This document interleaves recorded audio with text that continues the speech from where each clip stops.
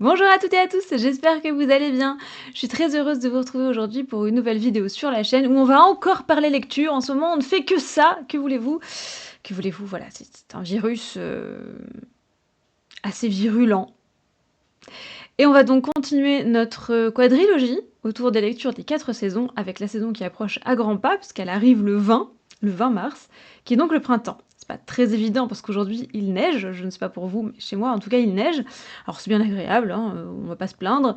Et puis bon, c'est encore l'hiver, donc le temps a bien le droit de faire ce qu'il veut. Mais nous sommes au printemps dans quelques jours, donc je vous ai sélectionné une petite,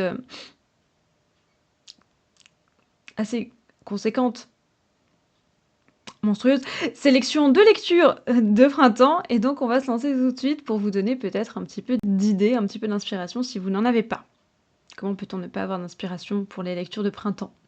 Alors je ne sais pas vous, je suppose que je ne suis pas seule dans ce cas-là, mais pour moi le printemps c'est la saison des fées. Alors techniquement les fées il y en a bien tout le temps, vous allez me dire, mais est-ce que c'est Fantasia? Est-ce que c'est l'image des fées des fleurs, vous savez, qui vient parasiter un petit peu ma perception? Toujours est-il que voilà, printemps chez moi, fées. Du coup il y a pas mal d'ouvrages qui ont lien avec les fées. Donc on va commencer tout de suite, c'est parti. Un petit bouquin que j'aime beaucoup, que je vois relativement peu souvent, donc je me suis dit peut-être que je pourrais vous en parler. C'est la Bible des fées de Teresa Mouret, donc aux éditions Guitry et Daniel.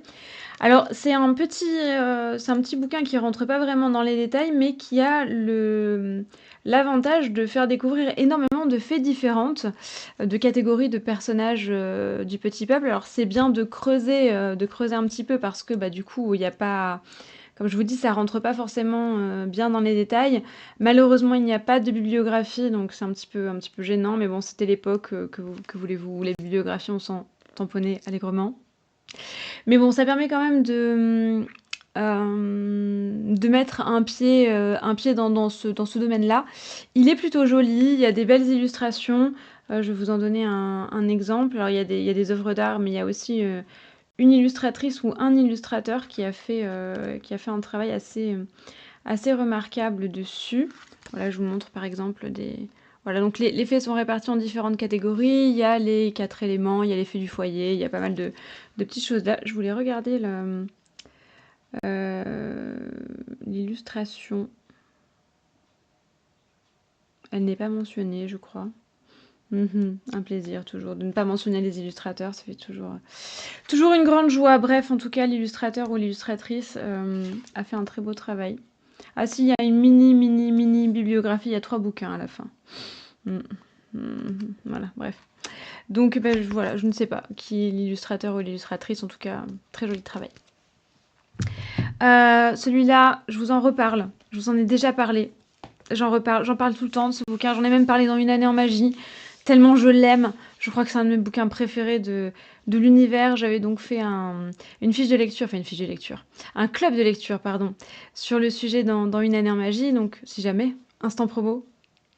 Une année en magie, c'est un programme que je vous propose sur une plateforme qui s'appelle Patreon, Patreon, comme vous voulez, sur laquelle donc vous pouvez me rejoindre pour passer une année en magie avec moi. Alors que vous rejoignez maintenant ou en début d'année ou au milieu de l'année, ça n'a absolument aucune importance.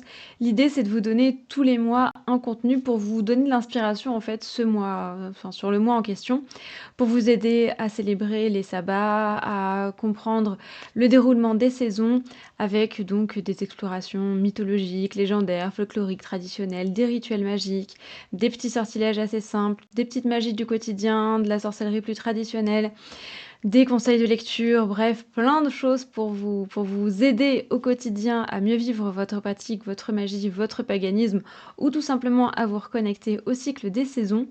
Donc c'est un programme qui se compose selon les abonnements d'un livret qui peut aller jusqu'à une centaine de pages et jusqu'à 4 vidéos supplémentaires pour encore plus de mois tous les mois. On fait plein de choses cette année, on parle pratique magique, on parle divination, on a des do-it-yourself, on a des questions du mois, etc. Grâce à ce programme, vous avez également accès à un Discord pour échanger avec les autres membres et vous avez même un coupon de réduction sur ma boutique Etsy qui s'élève à 15% de réduction sur les anciens numéros. plutôt pas mal. Voilà, bref, instant promo terminé, vous trouverez toutes les informations en barre d'informations. Merci beaucoup pour ceux et celles qui me suivent et qui me soutiennent dans cette histoire et dans cette aventure, parce que c'est grâce à vous qu'on est là aujourd'hui. Parce que c'est ce qui fait vivre la chaîne. Donc, cœur patate avec les doigts sur vous. Et si jamais vous avez l'intention de nous rejoindre, eh bien, cœur patate en avance avec les doigts sur vous également. Donc, je pense que si vous me suivez ici ou sur Une année en magie, vous savez très bien de quel livre je vais parler. L'effet du jardin de Béatrice Philpotts, bien entendu, aux éditions Le Pré au Clair, si je ne m'abuse. Je sais plus. Tout à fait, Le Pré au Clair, voilà. Je l'aime, d'amour fou. J'en parle pas plus que ça parce que j'en ai déjà parlé. J'ai fait une vidéo là-dessus, je vous le mets là, mais je l'aime, d'amour fou. Lisez-le, achetez-le, trouvez-le en bibliothèque, tout ce que vous voulez, ce livre. Ce livre, en plus, il est moelleux. Enfin, moelleux, pardon, faut que je prononce correctement. Il est moelleux. Oh, quel bonheur, je l'aime, d'amour fou, je l'aime si fort, je l'aime. Voilà, c'est un livre sur les fées et le jardin. Que peut-on dire de plus? Je sais que j'ai pas envie d'en parler plus et que je veux pas vous saouler avec, mais je l'aime. Voilà, je l'aime d'amour fou, bisous. Non, je peux pas, j'ai du rouge à lèvres, mais je t'aime très fort. Bref. Après cette déclaration d'amour impromptue et très gênante, n'est-ce pas? Un autre livre que j'aime, d'un amour inconditionnel, toujours sur le même thème. Je crois que si... Alors, je sais que je vais dire quelque chose d'affreux par rapport à toi, Fée du Jardin, que j'aime d'amour fou, mais si vous ne deviez lire qu'un seul livre sur les fées, ce serait celui que je vais vous présenter maintenant. Oui, je sais, Fée du Jardin. C'est un crève-cœur pour moi aussi, mais celui-là, il est... Voilà. Est-ce qu'on le présente encore, celui-ci? Je ne sais pas. Il s'agit donc de L'incroyable Les Fées, qui a été publié chez Albin Michel et qui est l'œuvre de la collaboration entre deux artistes extraordinaires qui sont Brian Froud et Alan Lee. Donc voilà, est-ce qu'on présente encore Brian Froud et Alan Lee? Je ne pense pas.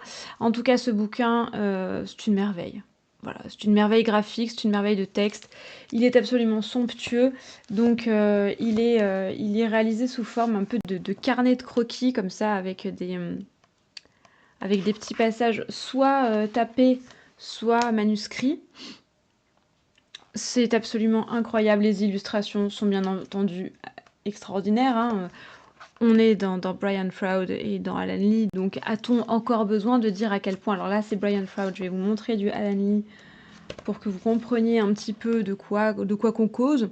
Oui, c'est lui qui a illustré Le Seigneur des Anneaux, entre autres. Oui, tout à fait. Vous avez reconnu son aquarelle, vous avez raison. Voilà, il est merveilleux, il est magnifique, il est fabuleux. Voilà, je pense que c'est le bouquin incontournable sur les fées, c'est celui-là, je l'adore. Un autre livre sur les fées qui est lui aussi moelleux. Ça joue beaucoup, hein, on va pas se mentir. La texture des livres joue. Il est moelleux lui aussi, regardez. Oui, je sais, j'accorde beaucoup trop d'importance à ce genre de détails. C'est bien entendu le livre des fées séchées de Lady Cottington, parce qu'il est inspiré de l'histoire des fées de Cottingley. Les fées de Cottingley, si jamais vous ne vous souvenez pas, ça aussi on en a parlé dans Une année en magie. C'est une histoire assez étonnante de deux cousines, de deux jeunes filles qui passaient des vacances à Cottingley, donc en Angleterre, et qui auraient photographié des fées.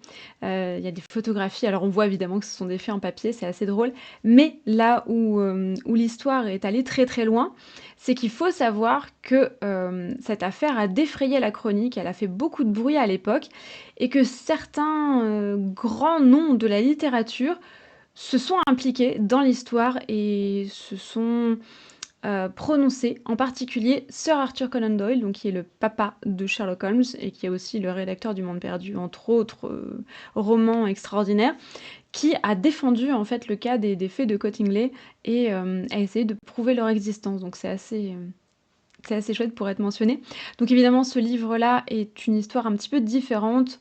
On y suit, donc c'est le journal intime d'une jeune fille qu'on suit depuis son enfance, qui s'appelle Lady Cottington, évidemment, comme le nom l'indique, et qui, elle, ne photographie pas les faits, mais qui les presse dans un livre. Donc en fait, elle referme son livre très très vite sur les faits, et elle les écrase entre ses pages un petit peu comme un herbier. Ça donne des illustrations absolument incroyables, absolument dingues. Donc, il est illustré toujours par Brian Froud, évidemment, et le texte est de Terry Jones. Alors, il est pas tout jeune, hein, il date de... je ne sais plus de quand il date, celui-ci. que je vous dise pas de bêtises. 94. Bon, il est pas si vieux que ça. Enfin si, 94, c'est vieux. Bref. Donc voilà, on a des illustrations de ce genre-là avec des fées qui sont écrasées. C'est assez délicieux. C'est vraiment chouette, quoi. Il y a des choses qui sont très, très rigolotes. Avec des petits gnomes, voilà, qui se retrouvent écrabouillés entre les pages. On a un effet journal, enfin, avec la trace de l'autre côté. C'est génial. Un herbier de fées, donc assez burlesque, assez rigolo. Donc voilà, un classique et c'est un très joli livre à ajouter à une bibliothèque. Si jamais les contes de fées vous intéressent, je vous en ai déjà présenté des contes de fées, donc je ne vais pas revenir là-dessus. Par contre, si vous voulez aller au-delà du conte de fées, je vous conseille, alors là on est dans toute autre chose, mais on reste quand même dans le domaine des fées, parce que c'est les contes de fées. C'est cet ouvrage-là qui s'appelle donc Psychanalyse des contes de fées de Bruno Bettelheim, donc c'est aux éditions Pocket, et qui en fait psychanalyse les contes de fées. C'est extrêmement intéressant, c'est passionnant, on y revient donc sur toute la symbolique qu'on peut retrouver dans les contes de fées, on les décortique, on essaye d'en voir les messages cachés. Ça va très très loin, des fois, mais c'est vraiment super intéressant, donc si jamais vous aimez les contes de fées, je vous conseille ce livre-là, même si ça démystifie beaucoup de choses et que du coup... des fois, on apprend des choses qu'on aurait peut-être préféré ignorer, mais ça, je vous en laisse juge. Outre les fées, mon autre marotte au printemps, c'est la poésie. Pourquoi? Je ne sais pas. Je ne sais pas. Du coup, je vous ai sélectionné également quelques recueils de poésie, mais on va faire une transition habile avec un livre qui parle de fées et de poésie. Ouais, parce que j'ai vachement soigné mes transitions. Non, c'est faux. C'est complètement faux. Bref. Donc, toujours est-il que voici un magnifique ouvrage qui allie les faits et la poésie en un seul livre. C'est incroyable, oui, oui, oui. Alors, ce livre-là, je l'adore. Celui-là aussi, on en a parlé dans Une année en magie. Il est illustré par une illustratrice que j'adore, que j'aime d'amour fou, qui s'appelle Digli. Dont vous avez très certainement entendu parler, qui a écrit des romans, qui a publié des BD, des romans graphiques, etc. Et donc qui a illustré aussi pas mal de choses. Pour vous donner un petit aperçu de son travail, ça ressemble à ça. Oui, c'est sublime. Ce livre est sublime, il est magnifique, c'est un livre toilé donc avec une impression or. Et il s'agit donc de Laura Lisi et les hommes gobelins, qui est un poème de Cristina Rossetti, qui a été donc à l'origine de tout un légendaire autour du marché des fées, le marché des gobelins. Donc on a l'histoire de deux sœurs qui se rendent dans un marché qui est tenu par des fées, par des gobelins, et le fait de manger les mets qui sont proposés par les fées les précipite du côté du royaume féerique. C'est vraiment magnifique, c'est vraiment merveilleux et c'est sublimé par les illustrations de Digli et par la traduction et le commentaire de Clémentine Beauvais. Donc c'est aux éditions La Ville Brûle, c'est un petit bijou, je vous le conseille très fortement. Sinon, dans les grands classiques, un que j'adore relire au printemps, c'est ce bon vieux Baudelaire, Les Fleurs du Mal. Est-ce qu'on le présente? Pas forcément. Alors je sais que c'est pas forcément une lecture de printemps, mais je ne sais pas pourquoi. Pour moi, il est associé au printemps. J'adore Baudelaire. On peut dire ce qu'on en veut, mais bon. Voilà. Donc si jamais, je ne m'étends pas sur le sujet parce qu'il est très connu. Ma poétesse préférée, Renée Vivien. Mon recueil préféré, Sillage. Parce que je l'aime tellement, je l'aime tellement. J'adore Renée Vivien. Elle a une plume absolument extraordinaire. Il y a certains de mes poèmes préférés dans ce recueil, en particulier Malédiction sur un jardin, qui je crois est mon poème préféré de l'univers infini, je pense. Bref, c'est une poétesse de très grand talent, je trouve qu'il y a une atmosphère. Ses poèmes ont une odeur, c'est assez dingue, donc c'est indescriptible. Lisez Renée Vivien, elle n'a pas fait que celui-là évidemment, mais je vous présente mon favori. Bref, Renée Vivien. On va continuer à parler de Digli, on va continuer à parler poésie, on va continuer à parler poétesse. Je serai le feu, qui est là encore sublime, toujours chez La Ville Brûle, qui font des livres extrêmement, extrêmement vilains, comme vous pouvez le constater, toujours toilés avec des impressions en or. On n'aime pas du tout, c'est très laid dans une bibliothèque. C'est magnifique. Non, il est magnifique, ce livre, il est sublime. Alors, Digli, ici, a compilé, en fait, elle a rassemblé ses poèmes préférés de poétesse. Donc, elle a rassemblé de manière thématique, en fait, chaque fois, avec, par exemple, des profils différents, les poétesses excentriques, les poétesses magiciennes, les poétesses mélancoliques, etc. et elle a fait une sélection à chaque fois et bien sûr le tout est illustré alors attendez, j'essaye de montrer les images qui vont passer sur YouTube parce qu'on n'a pas envie de se faire censurer, n'est-ce pas les amis? Et que beaucoup, voilà, ça devrait passer sans aucun problème. Donc voilà, on a ce genre de merveille d'illustration. Donc c'est un livre qui est absolument sublime. Il y a ces petits commentaires, évidemment, il y a beaucoup de recherches. On sent toute la passion de l'autrice, donc de Digli, enfin de l'autrice compilatrice et illustratrice, parce qu'elle a écrit, compilé, recherché et illustré, donc c'est un travail de titan. Bref, je l'adore. C'est non seulement un bel objet, mais c'est en plus une grande source de sagesse. Et vraiment, ce livre, je l'aime d'amour fou. Passons ensuite à la troisième catégorie. Nous en avons 4. Hein. Je vous ai dit catégorie, mais je ne vous ai pas dit quelle catégorie. Nous en avons 4. Donc nous avons vu les faits, nous avons vu la poésie. Nous allons voir les romans. Il y en a quelques-uns. Alors nous avons parlé, je vais quand même essayer de faire une transition. On a parlé de René Vivien. On va donc parler de Colette, n'est-ce pas? Bien sûr, si on parle de René Vivien, parlons de Colette, qui était sa grande amie, hein, comme on nous dit dans les livres, amie. C'était beaucoup plus qu'une amie, bien sûr. Mais alors, Colette, j'adore la plume de Colette, mais Sido, donc qui est une partie autobiographique de sa vie, puisque Sido, c'est le surnom de sa mère. Sido, pour moi, il a un passage enchanteur au niveau du printemps. Il y a un passage que j'aime énormément dans ce livre qui est le moment où elle raconte qu'elle partait, justement quand il commençait à faire beau, elle partait le matin au lever du soleil aux alentours de 4-5 heures du matin, à l'aube, pour aller dans la forêt, quand elle était petite.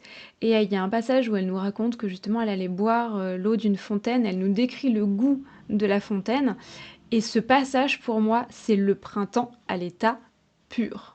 Voilà, donc c'est pour ça que Sido, pour moi, même s'il parle d'un petit peu toutes les saisons, mais ce passage, cette expérience sensorielle qu'on a dans la lecture avec cette ode à la nature, à cette source au printemps, pour moi, c'est le printemps. Donc, voilà, Colette, Sido, le printemps, René Vivien, poésie, on continue. Faut que j'arrête de dire poésie, j'ai l'air ridicule, mais vous savez très bien de quoi on parle. Toujours dans une optique de printemps, d'expérience sensorielle, on voyage dans un livre, on le renifle, on est dedans. Le jardin secret de Frances H. Burnett.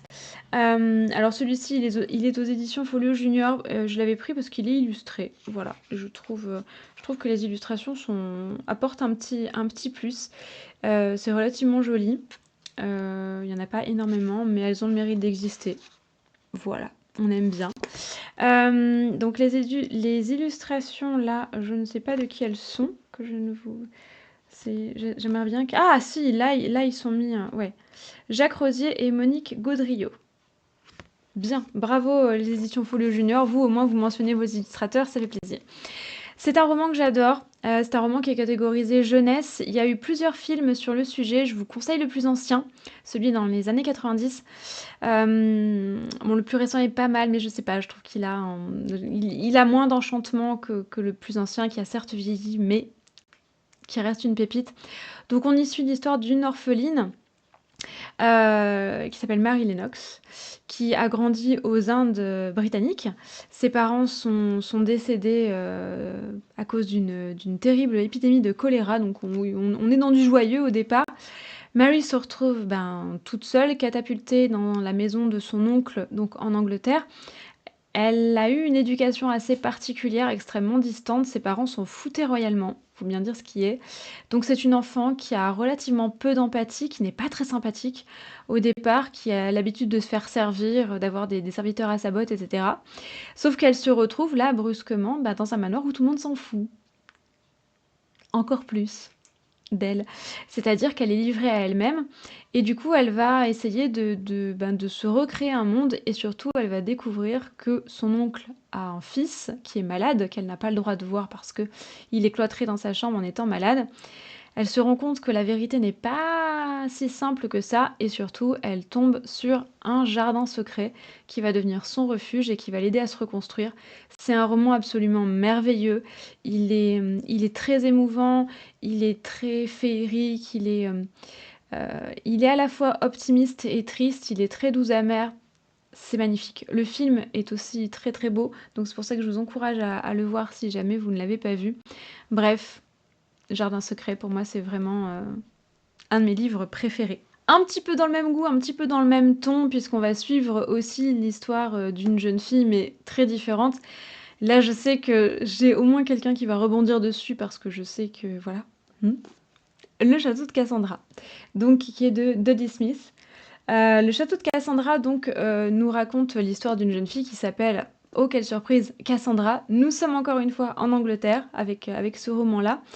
Et donc cette jeune fille vit avec sa famille dans une maison, dans un château en fait, qui est à l'entretien à géométrie variable, on va bien dire ce qui est, parce que sa famille a perdu un petit peu de sa superbe. Son père est écrivain, mais il souffre du syndrome de la page blanche, donc il a arrêté d'écrire. Elle a une belle-mère beaucoup plus jeune, qui est très excentrique, qui est très lumineuse, qui est très, un peu une fée, hein, sa belle-mère qui s'appelle en plus Topaz, donc elle a vraiment un nom de pierre précieuse. Elle a une grande sœur qui est très Jane Austen, qui rêve au grand amour, qui a beaucoup de romantisme. Il y a des personnages autour d'elle, un jardinier, un cuisinier, etc. Et surtout, il va y avoir des Américains qui vont emménager dans le manoir voisin et qui vont remuer un petit peu le quotidien de cette famille et en particulier des deux sœurs.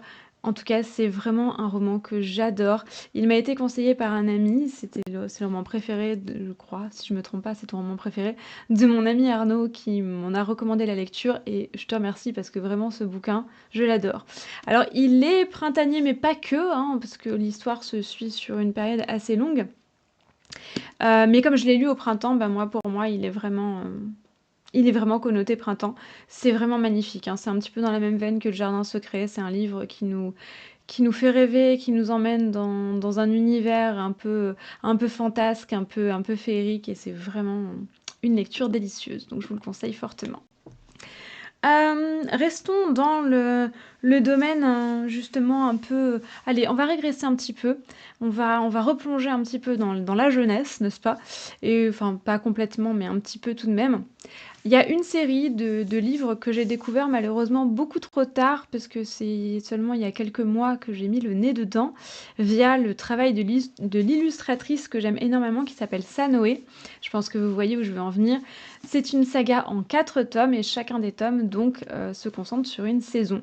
Du coup, je suis un petit peu déçue de ne l'avoir découvert que récemment, parce que je n'ai pas pu mettre les autres tomes sur l'automne et sur l'hiver, mais du coup, je vous présente le tome qui est consacré au printemps, qui est le dernier tome de la saga. Donc la saga s'appelle Mémoire de la forêt. Elle est écrite par Michael Brun-Arnaud, et donc on nous raconte l'histoire en fait sur plusieurs années d'une famille d'animaux, alors il y a des renards, il y a des taupes, etc., qui vivent dans la forêt, qui vivent dans un arbre-bibliothèque. C'est un monde merveilleux, et le thème général, comme son nom l'indique, c'est la mémoire et le souvenir. Donc on y traite de sujets, c'est un roman qui est fait à l'origine pour la jeunesse, qui est illustré, alors excusez-moi, mais alors les illustrations, est-ce qu'on en parle ou pas? Attendez que je vous montre une pleine page, parce que ça Noé, quoi. Voilà, j'ai envie de vous dire, on est dans ce genre de merveille.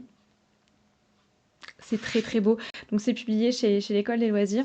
Et donc on nous parle de sujets qui sont quand même relativement lourds, notamment de la maladie d'Alzheimer, de la mort, etc.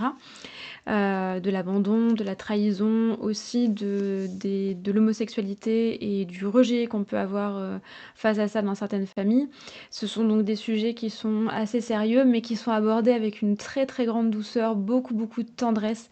C'est magnifique. Franchement, c'est sublime, et justement, ça peut permettre d'aborder ce genre de sujet avec les enfants. Bah, pourquoi grand-père, grand-mère perd la tête, ne nous reconnaît plus? Pourquoi telle personne peut avoir un comportement un peu étrange? On parle de la famille, on parle de l'amour sous toutes ses formes. C'est absolument merveilleux. J'ai dévoré les 4 tomes, je vous les conseille très très très très très vivement, que vous soyez enfant, adulte, adolescent, jeune ou vieux. Ce sont des romans qui ont été écrits sous le prisme de la jeunesse, mais qui peuvent se lire à n'importe quel âge, qui doivent se lire à n'importe quel âge d'ailleurs. Bref, énorme coup de cœur. Donc voilà, je vous présente ce tome-là, mais considérez ça rétroactif et que je vous présente les 3 tomes précédents. Je prends celui-là comme prétexte uniquement parce que c'est le printemps, mais les 4 évidemment sont tout aussi délectables. Autre roman qui est... Alors, celui-ci est plutôt jeune adulte. Je l'ai reçu à Noël. Mais pour moi, il a un goût de printemps. Je ne sais pas trop pourquoi. Peut-être parce qu'il boit beaucoup de thé dedans, je ne sais pas. Aucun rapport avec la choucroute, me direz-vous. Mais en tout cas, je l'ai adoré. Un gros coup de cœur. C'est ce livre-là, Le petit guide de Miss Percy, ou Comment élever un dragon britannique. Déjà, le titre. Excusez-moi. Donc on nous raconte l'histoire de Miss Mildred Percy, mademoiselle, s'il vous plaît, qui frôle la quarantaine, qui n'est pas mariée, qui vit en élevant, qui sert de boniche à sa sœur, hein, on va bien dire ce qui est, qui a une vie assez effacée, un peu tristounette, quoi, et qui un jour reçoit un héritage d'un oncle un peu éloigné, qui lui envoie une malle remplie de bric-à-brac, de trucs bizarres. Donc des pierres, des objets, des bouquins, des papiers, bref, plein de choses. Et parmi tous ces objets étranges, il y a une drôle de pierre qui s'avère être un œuf d'où finit par sortir un dragon. Donc notre pauvre Miss Percy, elle se retrouve avec un dragon sans trop savoir quoi en faire. C'est absolument merveilleux. La plume est très très britannique, hein, pour le coup, c'est de l'humour anglais, c'est barré, c'est subtil, c'est formidable. Franchement, j'ai adoré ce roman. Il y a un tome 2 qu'il faut que je lise absolument. Je l'ai vraiment adoré. C'est ma mère qui me l'a offert pour Noël, conseillé par ma libraire bien aimée. Cœur patate avec les doigts pour ma mère et ma libraire. Mais vraiment, vraiment, j'ai adoré. Donc, et je le trouve très, je le trouve très printanier. Donc c'est de Quenby, je pense, Olson, aux éditions Milady. Si jamais vous aimez les dragons, le thé, l'humour anglais, allez-y foncez, c'est vraiment, vraiment sympa. Retournons dans les classiques.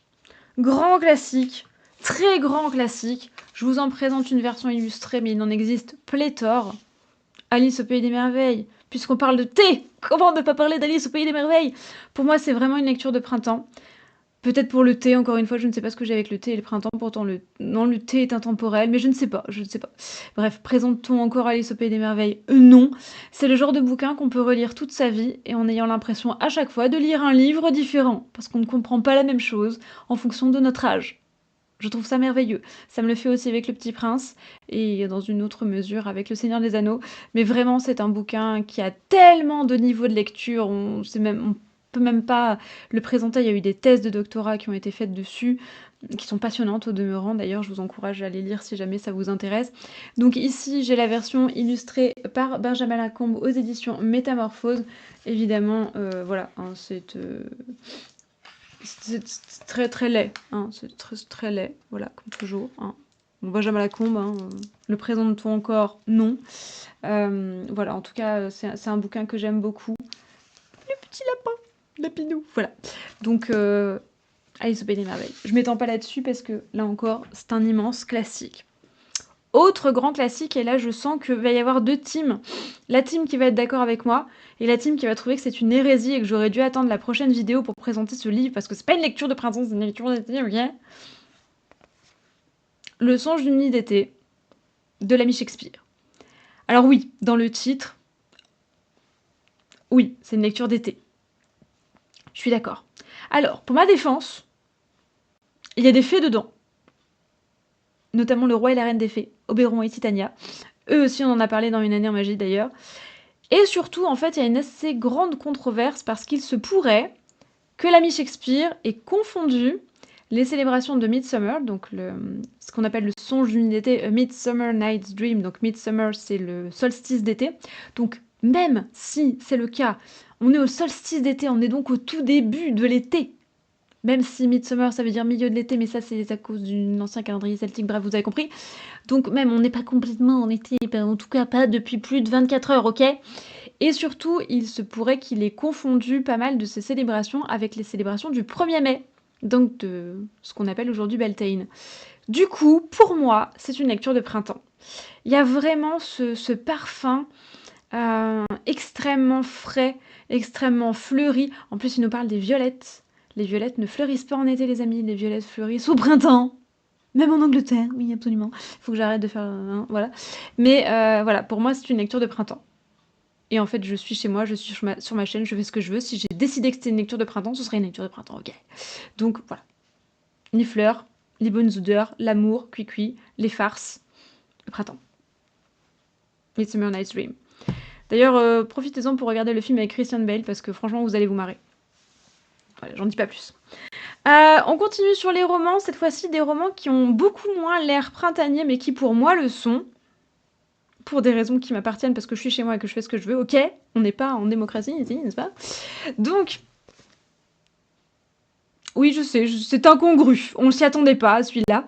Alors il faut savoir que quand je tombe amoureuse de la plume d'un auteur ou d'une autrice, j'ai tendance à tomber dans une certaine obsession, et à binge-read absolument tout ce qu'il ou elle a écrit. C'est ce qui m'est arrivé avec Milan Kundera. J'ai fait exactement la même chose avec Pierre Lemaitre, avec très récemment Fred Vargas, avec également le regrettable Neil Gaiman. Il y avait des romans de Neil Gaiman dans cette sélection que j'ai évidemment enlevé. Je suis dégoûtée, mais bon. Voilà. Avec Victor Dixon également. Mais j'ai découvert Milan Kundera au printemps.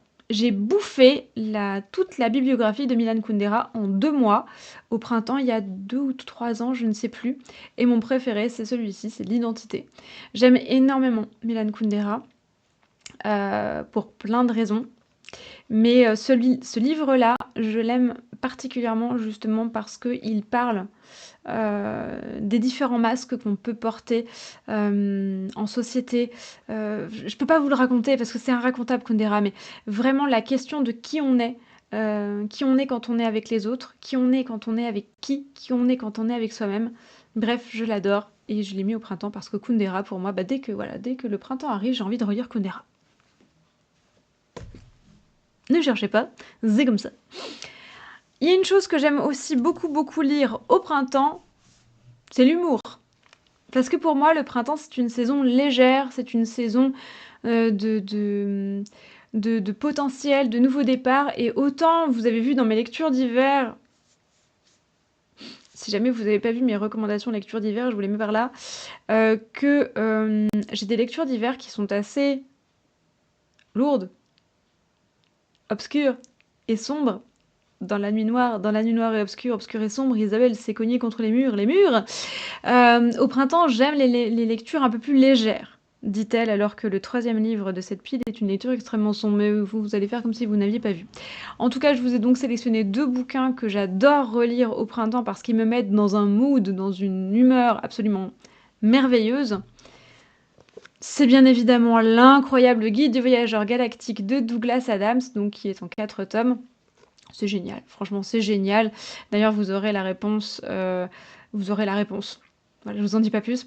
En lisant ce bouquin-là, c'est absolument super. Il y a un film qui a été fait sur le premier bouquin avec Martin Freeman qui est vraiment cool aussi. Si jamais vous avez l'occasion de le regarder, n'hésitez pas parce que vraiment c'est chouette. Mais le bouquin est encore plus barré, ça va encore plus loin. C'est de l'humour anglais dans toute sa splendeur, alors que je ne sais plus, mais oui, si, il est anglais, Douglas Adams. J'ai un doute. J'ai un énorme doute. Oui, il est anglais, Douglas Adams.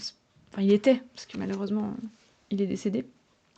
Mais c'est génial. Franchement, tout Douglas Adams est génial. Mais si vous ne devez retenir qu'une lecture de Douglas Adams, lisez cet immense classique, donc le Guide du voyageur galactique, où on nous raconte donc l'histoire d'un homme, d'un terrien qui se retrouve impliqué dans une drôle d'histoire puisqu'il se retrouve embarqué sur un vaisseau spatial alors que la Terre est détruite pour construire une autoroute spatiale. Voilà, donc on le vire de chez lui comme un malpropre, il se retrouve catapulté sur un vaisseau avec des personnages complètement loufoques, enfin c'est complètement barré, c'est inracontable, lisez-le, c'est absolument génial, on se poile à toutes les pages, c'est super. Autre livre qui m'a énormément fait rire et que j'ai lu au printemps aussi et que du coup je mets au printemps, qui a un humour qui pourrait sembler britannique, mais qui a été écrit par un auteur allemand, pour le coup. C'est Quality Land, de Marc-Uwe Kling. J'espère que je prononce son nom correctement. Marc-Uwe Kling, je ne sais pas. Donc, il est allemand, mais oh là là. Je crois qu'il est plus britannique que britannique dans ses écrits. Alors, ici, on y suit... Enfin, c'est une dystopie, hein, c'est un futur alternatif, c'est de la science-fiction. Euh, comment vous expliquer ça? C'est une société idéale où tout va bien, en apparence du moins, où l'intelligence artificielle subvient aux besoins des êtres humains, les algorithmes leur donnent tout ce dont ils ont besoin avant même qu'ils ne réalisent qu'ils en ont besoin.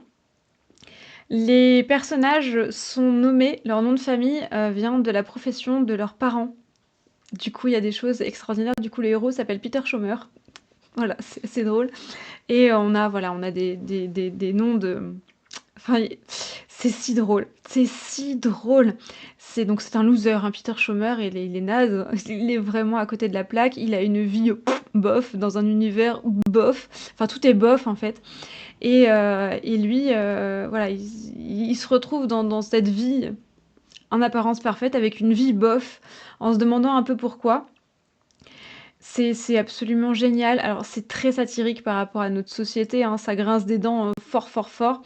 Ça tire à balles réelles sur certaines choses et sur certaines personnes, sur Jennifer Aniston notamment. Pourquoi, je ne sais pas, mais c'est absolument délicieux. Il y a 2 tomes, les 2 sont tout aussi merveilleux l'un que l'autre. Franchement, ça se bouffe en 30 secondes. C'est génial, c'est génial. Il y a des passages en plus, c'est un roman qui est assez dynamique, donc il y a des passages, vous voyez, il y a des documents dedans, il y a des commentaires de vidéos, il y a une comédie musicale absolument géniale sur Hitler qui... C'est complètement perché, c'est génialissime. Si vous avez envie de vous marrer, foncez. Ça met dans une super humeur pour le printemps. Si en revanche vous n'avez pas du tout envie de vous marrer et que vous êtes plutôt dans une humeur assez sombre, vous avez le droit. Ça a été un de mes coups de cœur. Je l'ai lu l'an dernier, je crois. Oui, je crois que c'était l'an dernier. Je l'ai lu au printemps aussi, donc pour moi, il est connoté printemps. Il est très sombre, mais il est absolument génialissime. On n'en parle pas assez de ce roman. Il s'appelle Le Palais au-delà de la mer. Il a été écrit par Xenia Vetsera, donc Xenia V, aux éditions Le Chat Noir, je crois.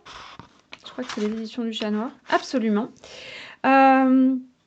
Donc, c'est un roman qui se passe au Japon, à plusieurs époques, à l'époque contemporaine et également en 1042. On y suit donc le destin croisé en fait d'une illustratrice qui a un talent extraordinaire, donc qui vivait en 1042, et d'une jeune fille qui s'appelle Sanae Nagakurai et qui vit, elle, à Tokyo en 2007, et qui est une anti-héroïne, parce que certes, c'est l'héroïne du roman, mais c'est pas quelqu'un de très bien. Et pourtant, on s'attache très très fort à elle. Elle est extrêmement humaine au final parce qu'elle est blindée de défauts. Bref, c'est très sombre parce que cette jeune fille est brillante, mais elle est brillante par pression familiale. Elle subit une très forte pression. Elle est tellement sous pression qu'elle est harceleuse. Donc elle s'en prend aux élèves plus faibles qu'elle. C'est la terreur de son lycée. C'est à la fois la star et la terreur, comme c'est souvent le cas en tout cas. Mais elle découvre des choses assez sombres sur sa famille qui la rendent aigrie. Et du coup, c'est tellement lourd pour elle qu'elle fait une fugue en prenant le métro. Une fugue qui va l'emmener à un endroit extrêmement inattendu, à la rencontre d'elle-même. Une rencontre qui n'est, on s'en doute, pas très agréable. C'est absolument génial. Donc il y a du fantastique, il y a du très réaliste, du cruellement réaliste. On nous parle beaucoup de la culture japonaise et notamment de la pression qui est exercée sur la pression d'excellence en fait qui est exercée par les parents sur les enfants, en particulier sur les jeunes filles. Donc c'est très immersif. L'autrice est passionnée du Japon, elle connaît bien son sujet, ça se sent. Donc ça nous parle aussi bien sûr de harcèlement scolaire, ça nous parle de l'art aussi, de la calligraphie notamment, et de la façon qu'on a, de la relation qu'on peut avoir avec son art. Bref, il n'est pas facile à lire. Il y a des passages qui sont assez, assez durs. On a besoin de réconfort un petit peu quand on le lit. Mais il y a suffisamment de merveilleux dedans et c'est suffisamment bien écrit pour qu'on s'en remette et qu'on en tire ce qu'on a à en tirer. Bref, petit banger, allez-y. Nous avons terminé pour les romans, je crois. Nous reste donc la 4e catégorie, qui sont les livres illustrés. Voilà. Qui ne sont pas forcément des livres pour la jeunesse. Il y en a un pour la jeunesse. Ouais. un seul. Les autres sont des livres illustrés, il y a une bande dessinée aussi, mais que j'aime énormément pour le printemps. On commence directement avec, qui dit printemps, dit Flower Power. Alors ce livre-là est en anglais. Il s'appelle Floweography. Il est de Jessica Roux, si je ne me trompe pas, tout à fait. Il est aux éditions Andrews Macmill. Et c'est un livre sur le langage des fleurs. Donc Jessica Roux, c'est une illustratrice, autrice et illustratrice, qui a également réalisé un tarot assez magnifique, enfin un oracle, pardon. Et en fait, donc elle a fait toutes les illustrations de ce livre-là. Et c'est absolument, c'est un bijou monstrueux. Donc à chaque fois, vous avez, pour toutes les fleurs, vous avez une page d'illustration et la signification. Donc c'est très victorien, hein, c'est l'art victorien du langage des fleurs. Je suis passionnée par ça, par ce concept-là, le concept du langage des fleurs. Je trouve ça absolument génial. Même si vous ne lisez pas l'anglais, vous pouvez quand même l'apprécier. Parce que bon, les textes sont relativement simples et relativement courts. Et surtout, les illustrations sont absolument magnifiques. Donc si jamais vous aimez les fleurs, le langage des fleurs, l'époque victorienne et Jessica Roux, lancez-vous, il est absolument incroyable et je viens de taper mon micro. Désolée pour vos oreilles. Autre illustratrice que j'aime énormément, Margot Motin, donc, qui nous régale dans cette bande dessinée qui s'appelle Le printemps suivant. Donc, vous comprenez pourquoi je vous le présente maintenant. Je ne sais pas comment qualifier, comment vous expliquer, comment vous résumer cette merveille. On y suit, c'est une histoire d'amour, une histoire de famille, une histoire de vie, une histoire de quotidien. C'est absolument génial, c'est drôle, c'est poétique. Il est en plusieurs tomes aussi, il y en a 2 si je ne m'abuse. Enfin moi en tout cas j'en possède 2, je ne sais pas s'il y en a eu d'autres depuis. En tout cas c'est un bouquin que j'aime énormément, qui est très poétique. Les illustrations, bien sûr, sont absolument sublimes. Je vous montre par exemple la coupe de la maison que j'adore. Est-ce que je l'ai refaite dans les Sims? Absolument. Bref, voilà, c'est des choses que j'aime beaucoup, c'est des tranches de vie. Donc c'est très autobiographique, hein. Mais voilà, on a des petites choses sur sa vie de couple, sa vie de famille. Enfin, c'est délicieux. Moi, j'adore. Vraiment, je l'adore. Autre bande dessinée, là aussi d'une illustratrice que j'aime particulièrement et que j'ai la chance et le bonheur de connaître personnellement et qui en plus est une merveilleuse personne, c'est Marie Avril qui a écrit donc Divine, qui est centrée sur le personnage incroyable de Sarah Bernhardt. Donc, elle l'a donc illustré et coécrit avec Eddie Simon. Donc c'est une biographie tout simplement de la très célébrissime Sarah, hein, l'incroyable. Il y a un clin d'œil à Balthazar, qui était mon oiseau il y a quelques temps. Donc il figure voilà, sur l'épaule d'un des personnages. Donc Marie l'a glissé là en petit clin d'œil pour moi et ça m'a énormément touchée. Bref, c'est un personnage que je connaissais relativement mal, enfin un personnage célèbre réel, hein, Sarah Bernhardt a vraiment existé. Je la connaissais de nom sans pousser plus et j'avoue qu'à la lecture de ce livre, je me suis prise de passion pour son histoire. J'ai lu plein de choses ensuite la concernant parce qu'elle a eu une vie, enfin elle a eu des vies, hein, comme on nous le met dans le titre, on nous met vie avec un pluriel entre parenthèses, c'est très juste parce qu'elle n'a pas eu qu'une seule vie. Mais c'est vraiment c'était une personne assez hors du commun, assez extraordinaire et ça donne très envie de découvrir encore plus son histoire, même si le récit qui en est fait là est très très immersif et les illustrations sont absolument sublimes. Donc foncez, lisez-le.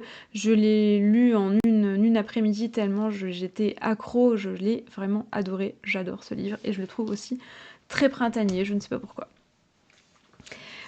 Autre ouvrage illustré, bon, ça vous y attendez je pense. C'est évidemment le tome sur le printemps de l'Éphéméride de Pierre Dubois et René Haussmann. Je vous ai déjà présenté les tomes sur l'automne et l'hiver dans les vidéos précédentes. Nous avons droit ici... Alors oui, je vous dis des bêtises. Là, oui, si, c'est René Haussmann encore. C'est l'été qui n'est pas illustré parce que René Haussmann est mort en fait pendant la rédaction de l'Éphéméride, donc il n'a pas pu illustrer le dernier tome, donc le tome qui est consacré à l'été, mais là c'est bien lui pour le printemps.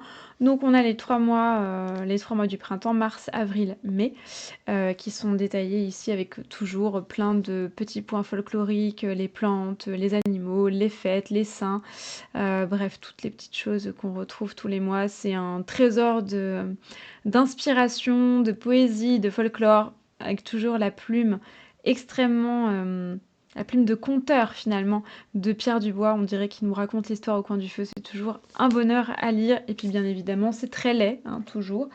Toujours des illustrations absolument immondes, hein, bien sûr. On a l'habitude avec ce genre de choses. Vous voyez, voilà, c'est un livre sans intérêt, hein, n'est-ce pas? Oui, je dis des... Voilà, hein, parce qu'après on va me dire que je vous encourage à acheter des livres. Oui, j'encourage pas, je dis que c'est moche. Toujours, bien sûr, dans notre vague de je vous en présente un tome par saison, vous l'attendiez aussi, c'est le printemps donc de Gilbert Clem, donc les souris des 4 saisons. Donc toujours un petit, voilà, un petit, comment dire, petit livre jeunesse, mais que j'aime tellement, que j'aime tellement. Donc on y suit toujours les petites aventures de la famille, notre famille de souris qui vit dans la petite campagne anglaise, n'est-ce pas? Les illustrations sont absolument merveilleuses. Bref, voilà, ça, que vous soyez un enfant, un grand enfant, un petit enfant, peu importe, c'est à avoir dans sa bibliothèque juste pour le réconfort que ça procure. Et enfin, je vous ai mis hors catégorie, parce que je ne savais pas où le mettre, du coup. Le mettre dans les romans, le mettre dans les livres illustrés, le mettre dans la poésie. On ne sait pas. Le Medj, peut-être dans les faits, puisqu'il y a des elfes dedans. Je ne sais pas. En tout cas, je l'ai mis, je l'aimais. Oui, j'ai réussi à caler du Tolkien quelque part. Oui, c'est une lecture légère pour le printemps. Et le Silmarillion. Alors celui-ci n'est pas illustré, bien sûr, par Alan Lee. Le Silmarillion a été illustré par Ted Nasmith. Ici, on est toujours chez Christian Bourgois, bien sûr, pour ce genre d'édition-là. Après, vous pouvez le trouver sous toutes ses formes. C'est pas vraiment un roman, le Silmarillion, puisque c'est une compilation de textes qui ont été faits de manière posthume, qui sont assez disparates. Il y a des passages qui sont très descriptifs, il y a des passages qui sont beaucoup plus actifs. Bref, c'est pas une lecture des plus faciles, le Silmarillion, on va pas se mentir. C'est pour ça que le mettre dans les romans, ça me gêne toujours un petit peu. Je peux le mettre dans les livres illustrés puisqu'il est illustré par Ted Nasmith, n'est-ce pas? Toujours des illustrations extrêmement laides, hein, voilà, c'est toujours très moche, hein, on est d'accord. Aucun talent, rien du tout, rien ne va. Et puis voilà, je pourrais le mettre dans la poésie parce qu'il y a des passages qui sont extrêmement poétiques puisqu'on est chez Tolkien. Pas besoin de le préciser. Bref, je sais que c'est une lecture difficile, mais lisez le Silmarillion quand même. Prenez des notes quand vous le lisez, si jamais, parce que ça peut aider. Il y a beaucoup de personnages, et ça s'étend sur plusieurs millénaires, donc du coup c'est un petit peu compliqué. Donc si jamais vous avez besoin de prendre des notes, prenez des notes. Mais c'est vraiment une lecture qui pour moi nous immerge profondément dans la pensée de Tolkien et dans l'univers de Tolkien. Donc comment a été créé cet univers-là, la création du monde qui est décrite au début du Silmarillion d'ailleurs est ma cosmogonie préférée de toutes, je crois, parce que le monde est créé par la musique. Je trouve l'idée absolument géniale. Vous avez donc toute l'histoire des Silmarils, hein, puisque c'est dans le titre, n'est-ce pas, qui étaient les joyaux qui renfermaient la lumière des arbres de Valinor après leur destruction par Morgoth, qui est le patron de Sauron, pas son père, mais bon, c'est de lui dont il a tiré l'inspiration, n'est-ce pas? Mais bon, en tout cas, c'est inracontable, hein, parce que c'est une très très vaste saga qui peut faire penser un peu aux Edda ou au Kalevala. D'ailleurs, c'est la source d'inspiration, hein, donc on peut pas changer. Mais en tout cas, si vous aimez Tolkien, c'est une lecture que je trouve incontournable, et si vous n'aimez pas Tolkien, c'est peut-être une lecture qui peut vous le faire aimer. Ou pas. Peut-être que vous allez le détester encore plus après ça. C'est aussi possible. On aime ou on déteste, hein, le Silmarillion. C'est un petit peu comme les matchas, quoi. Bref. Donc, en tout cas, moi, je l'adore. Je le relis pas tous les printemps, parce que c'est quand même une lecture un petit peu dense, mais je le relis très régulièrement. Et je le relis très souvent au printemps, parce que, eh bien, on commence par la création du monde, et pour moi, le renouveau, c'est le printemps. Du coup, j'ai toujours cette idée que le Silmarillion est un livre printanier. Voilà, puis ça me fait un prétexte pour parler de Tolkien dans cette vidéo, n'est-ce pas? A-t-on besoin d'un prétexte? Non, mais bon, va-t-on en prendre un? Oui, voilà. Donc voilà pour cette, toute petite sélection. La direction décline comme toujours toute responsabilité en cas d'achat compulsif, de craquage de PEL ou de mise à découvert bancaire, ou de harcèlement de la part de la banque. Bien sûr, hein, on s'en lave les mains allègrement. Nous sommes là pour soutenir toujours les libraires, et les bibliothécaires. Donc si jamais vous avez dans l'idée d'acheter des livres, s'il vous plaît, faites-le dans de véritables librairies auprès de véritables libraires, qui sont des êtres charmants, merveilleux, magnifiques. Cœur patate avec les doigts sur vous, les libraires, on vous aime d'amour fou, qui sauront vous conseiller parce que ce sont de véritables passionnés qui lisent tout le temps comme ils respirent, voire même plus souvent qu'ils ne respirent probablement. Donc s'il vous plaît, évitez la grande distribution qui tue les petits libraires, qui tue ce métier merveilleux. Et si jamais vous n'avez pas assez d'argent pour acheter des livres, parce que mine de rien, ça coûte cher, n'hésitez pas à vous tourner vers les bibliothèques qui abritent dans leurs murs des créatures tout aussi merveilleuses, fantastiques et fabuleuses que sont les bibliothécaires. Cœur patate avec les doigts sur vous, les bibliothécaires, on vous aime d'amour fou, qui sont eux aussi des passionnés, qui lisent plus qu'ils ne respirent, qui respirent la lecture ou qui lisent la respiration, je ne sais pas, mais en tout cas, ce sont des êtres fantastiques, et en plus, ils ont le mérite d'avoir entre leurs murs des livres que vous ne pourrez peut-être pas trouver ailleurs parce qu'ils ne sont plus édités ou qu'ils sont devenus extrêmement chers. C'est le cas pour certains des livres que je vous ai présentés. Je crois qu'il y en a certains qui ne sont plus édités, ou en tout cas pas sous cette forme-là, mais que vous allez pouvoir trouver très facilement dans votre librairie locale, votre bibliothèque, pardon, locale. Donc n'hésitez pas à faire appel à ces gens-là qui sont de vrais passionnés de la lecture, qui font vivre le monde du livre. Donc essayez de l'encourager au maximum. Je sais que c'est pas toujours facile, mais chacun, si on fait nos petits gestes, eh bien on peut arriver peut-être à sauver le livre papier et à sauver ces métiers merveilleux qui sont en danger sans arrêt. Je sais que je vous rebats les oreilles avec ça. J'ai conscience que c'est un peu lourdingue, mais étant moi-même dans un métier du livre, j'ai à cœur de défendre les intérêts de mes camarades. Camarades, serrons-nous les coudes. Ça fait un peu communiste, mais bon, vous avez compris l'idée générale que je défends là-dedans. J'espère que cette vidéo vous aura plu. Si jamais vous avez vous aussi des recommandations lecture à faire, les espaces commentaires sont là pour ça. N'hésitez pas à partager vos recommandations de lecture de printemps, à m'en conseiller aussi parce que voilà, ça me permet d'aller faire vivre mes libraires, hein, n'est-ce pas? Parce que j'achète des livres uniquement par altruisme envers mes libraires, hein, de toute façon, pas pour moi, c'est pour eux. C'est faux. Mais bon, tout le monde est content, tout le monde s'y retrouve, c'est l'essentiel, n'est-ce pas? Donc n'hésitez pas à partager vos recommandations lecture également. Si la vidéo vous a plu, laissez-lui un petit j'aime, un petit commentaire ou partagez-la avec d'autres personnes qu'elle pourrait intéresser et ruiner en passant parce qu'on aime ça. Non, mais bon... avec des livres, on est fauché, mais on est heureux. Donc j'ai envie de vous dire... c'est ça qui importe, non? Donc lisez, faites-vous plaisir, n'hésitez pas. Si vous voulez me soutenir plus activement, bien entendu, n'hésitez pas également à nous rejoindre sur Tipeee. Il y a des contreparties qui sont assez sympas, je vous laisse le lien dans la description. Et si jamais je vous ai fait une petite vidéo là-dessus où je vous ai expliqué tout le principe donc de Tipeee, si jamais ça vous intéresse pour aller nous soutenir et recevoir les petites contreparties qui vous sont dues en participant au tirage au sort. Et si vous voulez bien entendu me soutenir plus activement, c'est sur Patreon que ça se passe dans Une année en magie, où je vous donne encore plus de conseils de lecture puisque nous avons un passage bibliographie. Parce que nous aimons les livres là où nous sommes. Bref, d'ici la prochaine vidéo, prenez soin de vous, prenez soin de vos livres, de vos libraires et de vos bibliothécaires. Et surtout, plus que jamais, restez magiques. Bon printemps, bonne lecture et à très vite. Ciao!